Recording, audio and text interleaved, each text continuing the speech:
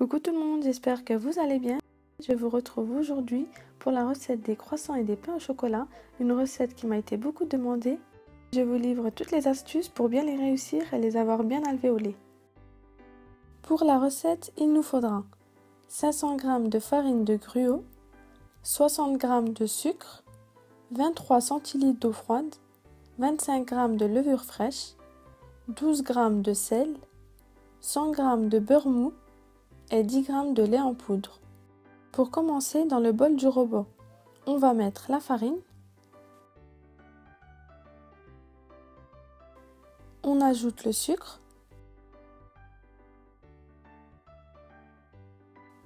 le sel, le lait en poudre, le beurre mou. On fait un trou pour ajouter la levure, car il ne faut pas que la levure touche le sel. Puis enfin on ajoute l'eau.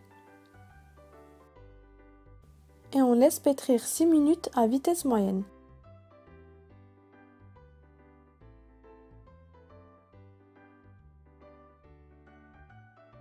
On forme une boule. On l'enveloppe de film alimentaire. Puis on la place au réfrigérateur pour au moins 2 heures. On plie du papier sulfurisé en un carré de 20 cm de côté. Et on y met le beurre en morceaux.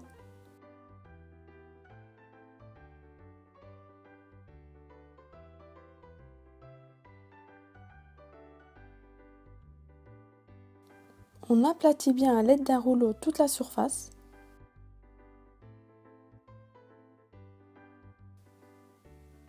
Puis on met le beurre au frigo. Lorsque la pâte a reposé, on farine le plan de travail et on étale la pâte en lui donnant une forme rectangulaire.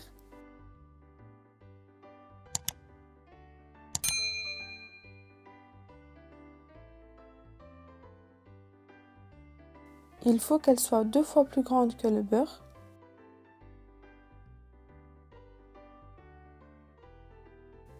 On pose le beurre à une extrémité de la pâte et on replie la pâte sur le beurre. Il faut que le beurre soit bien renfermé.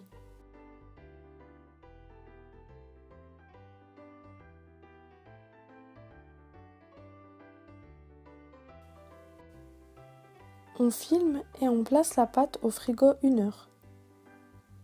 On place la pâte sur la longueur et on l'étale en un long rectangle. Commencez par faire des à-coups avec votre rouleau comme sur la vidéo.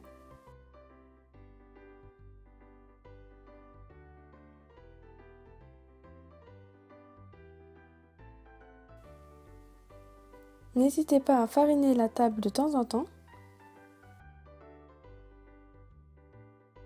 On va maintenant procéder à un tour double. Pour cela, on ramène le bord de notre pâte aux 2/3 de notre bord, puis on joint le deuxième bord au premier. Enfin, on plie notre pâte en deux. On obtient 4 couches de pâte. On filme notre pâte et on la place 1 heure au frigo. Lorsque la pâte a reposé, on farine la table et on place notre pâte en veillant à avoir l'ouverture à notre droite.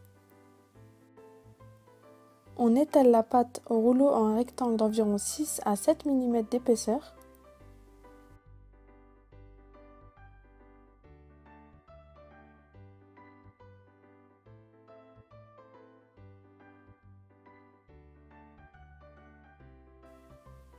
On va maintenant faire un tour simple. On ramène le premier bord comme pour le tour double et on referme par-dessus. On obtient 3 épaisseurs de pâte. On filme la pâte et on la place minimum 1 heure au réfrigérateur. Moi perso, je préfère la laisser toute une nuit. Voilà, notre pâte a bien reposé. On l'étale sur un plan de travail fariné en un grand rectangle de 40 x 55 cm environ.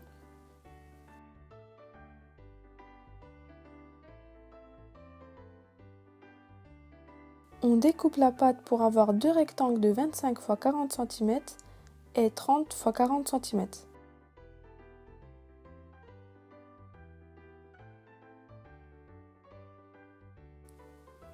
On découpe les bords de la pâte pour avoir quelque chose de droit.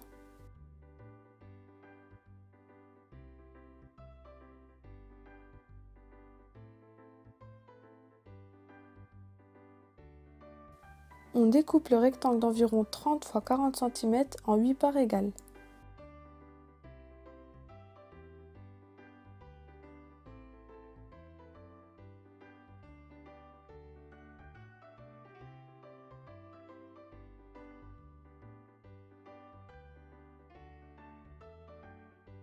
Puis on les place au réfrigérateur le temps de découper les triangles.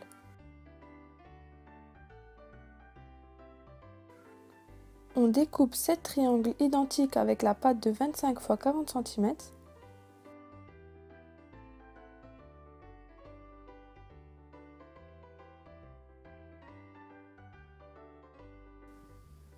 Pour les pains au chocolat, on va placer une part de chocolat sur la pâte à environ 1,5 cm du haut d'un rectangle et on plie la pâte sur le chocolat.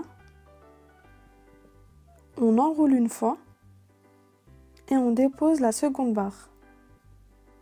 On finit de rouler le pain au chocolat et on appuie dessus légèrement, en prenant soin que la fermeture soit en dessous.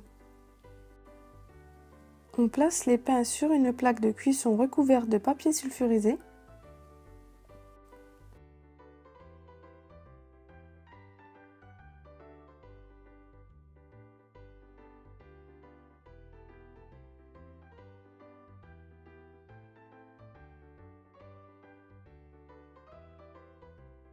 Pour les croissants, on l'étire un petit peu.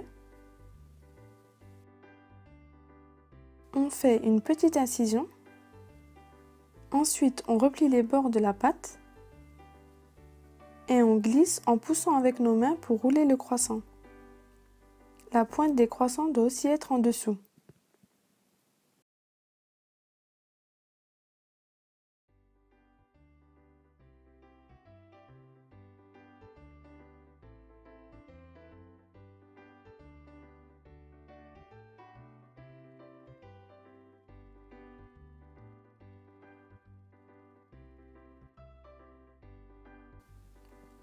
On voit déjà bien les couches du feuilletage. Ensuite, on fait pousser nos pains au chocolat et nos croissants pour qu'ils doublent de volume. Soit vous les laissez 2h30 à température ambiante en les couvrant délicatement de film alimentaire pour qu'ils ne dessèchent pas. Ou soit vous faites comme moi. En faisant comme cela, vous les laissez 2 heures dans un four avec un bol d'eau bouillante en dessous. Il faut que la température n'excède pas les 28 degrés, sinon le beurre risque de fondre. Ensuite, on dore les pains au chocolat et les croissants avec un œuf entier, une cuillère à soupe de lait et une pincée de sel.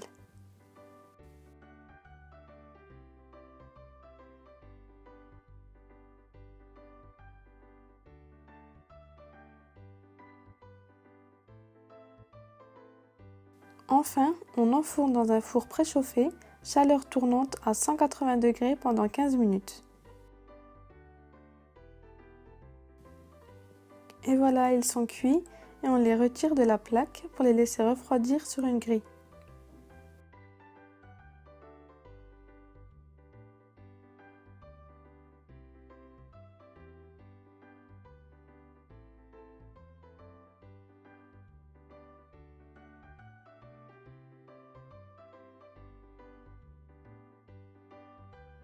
J'espère que la recette vous aura plu.